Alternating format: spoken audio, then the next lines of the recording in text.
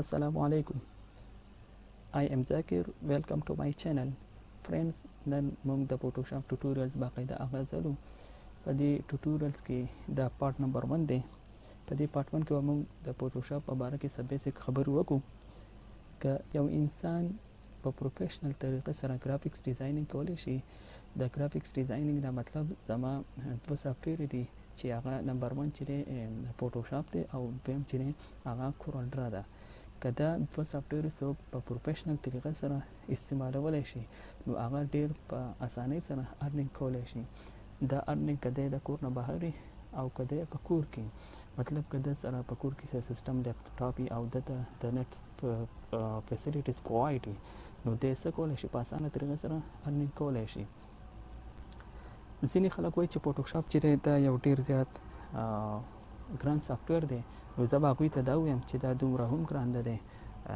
که چېرې تاسو زموږ دا ټوټوریالز د سټارټ نه واله د اینډه پورې فالو کوئ نو آی هوپ چې تاسو به یو ښه ګرافیکس ډیزاینر جوړ شئ. زموږ دا ټوټوریالز نه صرف د بګنر سټوډنټس لپاره دي بلکې دا د هغه چا لپاره هم دي چې هغوی فوټوشاپ استعمال کړی دی او نور امپرومنټ کول غواړي. مې بي چې په دې کې داسې څه نیو پوینټس د هغوی لپاره چې هغه د هغوی لپاره ډېر زیات فایدهمند دي. نو ټایم ډېر نه ضایع کوم، راځئ چې فرینډز زه اډاب فوټوشاپ 2015 یوز کوم. تاسو که هر یو ورژن یوز کوئ نو دا دومره څه فرق نه کوي، تقریبا دا یو امری. نو دلته زه سټارټ بټن ته انټر شوم او په هغې کې اډاب فوټوشاپ کلیک کو. دا په اوپن کېدو کې لږ ټایم لري. نو که چېرې ستاسو سیسټم ریم او پروسیسر ښایي نو دا بیا دومره ټایم نه لري. زم سره دا فوټوشاپ اوپن شو. څنګه چې تاسو ته پته ده چې کله موږ یو سافټویر کې نیو پیج یا نیو فایل څه اوپن کوو نو د هغې لپاره زیاتر شارټکټ چې دی کنټرول+N یوز کېږي.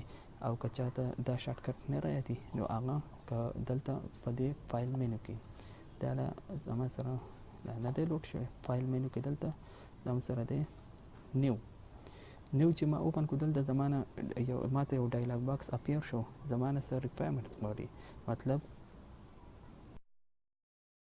ستا د دې پروجیکټ نوم څه دی، ته چې دا ډیزاینینګ کوې نو دې له ما فار ایگزامپل سامپل نوم ورکو. بیا دلته زم سره دی کسټم. نو په کسټم کې که تاسو د خپلې مرضۍ ویټ او هایټ ورکوئ، ریزولوشن ایکسیټرا، یا دغه شانتې زم سره ډیفالټ چې دی هغه سره 7/5 دی، مطلب 7 ویټ او 5 سره هایټ دی. دغه شان دلته زم سره پکسل سنټي میټر څومره چې ستاسو ریکوایرمنټ وي هغه دلته راوړولی شئ. بیا دلته دی ریزولوشن. نو که چېرې موږ فار سکرین ډسپلی دپاره یو ایمیج ډیزاین کوو نو ریزولوشن که زم سره د دې نه کم شي څه فرق نه کوي، خو پرنټډ آوټ دپاره ضروري ده چې ریزولوشن زم سره 300 پکسل پر انچ وي. دلته که زه ریزولوشن ګورئ کم نو دلته ام بي څه شو هم کم شو. نو فار بیټر کوالټي که موږ دلته بیټ به موږ څه کو 16 کو او ریزولوشن به موږ 300 کو. دغه شانتې زم سره دی کلر موډ. نو دلته اولنی چې دی RGB دی، مطلب ډیفالټ RGB دی. دا زیاتر چې دی د سکرین ډسپلی لپاره. که چېرې تاسو پرنټډ آوټ فوټو کوئ نو د هغې لپاره دا استعمالولی شئ، او که صحیح بلیک اینډ وایټ د هغې لپاره ګرې سکیل شو. دغه شان اوس کله چې زیاتر موږ ډیزاینینګ کوو نو د هغې لپاره بیکګراونډ موږ وایټ استعمالوو. تاسو بل کلر هم یوز کولی شئ یا ټرانسپرنټ شو. اوس اوپن موږ کلیک کو. د اوپن سره زم سره دا نیو فایل اوپن شو. نو څنګه چې تاسو که چېرې MS Office یا څه بل څه سافټویر استعمال کړئ د هغې مختلف مینوز دي. نو دا زموږ سره د فوټوشاپ مینوز دي، مطلب دلته د جدا د وینډوز پراپرټیز دي. د فلټر مینو پراپرټیز دي، دغه شانتي د لیر پراپرټیز دي. دا به موږ انشاءالله 1 to 1 ډسکس کوو. دغه شانتي زم سره دا سری مختلف ټولز دي، نو دا ټولز به موږ فل کوو.